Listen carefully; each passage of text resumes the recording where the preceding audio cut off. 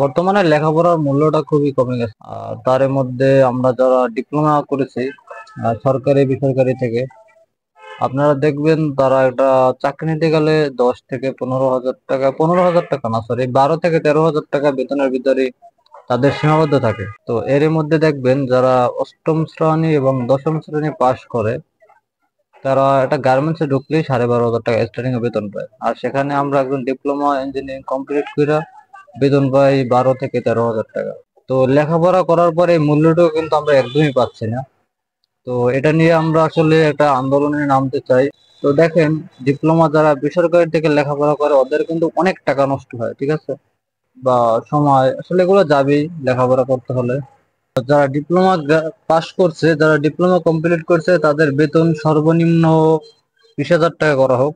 এটা বেসরকারি চাকরির ক্ষেত্রে, বেসরকারি চাকরির ক্ষেত্রে সর্বনিম্ন 20,000 টাকা করা হোক, এবং যারা গ্রাজুয়েশন কমপ্লিট করছে তাদের ক্ষেত্রে 27 থেকে, মানে 27,000 প্লাস করা হোক। এটা আসলে আমরা চাচ্ছি।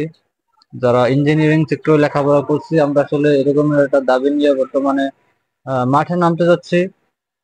তো আমি এর ধারাবাহিকতায় বলতে চাইবো যে আমাদের আসলে সঙ্গীকার যারা ভাই আর বোনেরা আছেন, তারা আসলে সবাই মিলে একত্রিত হয়ে আমরা একটা আন্দোলনে নামবো।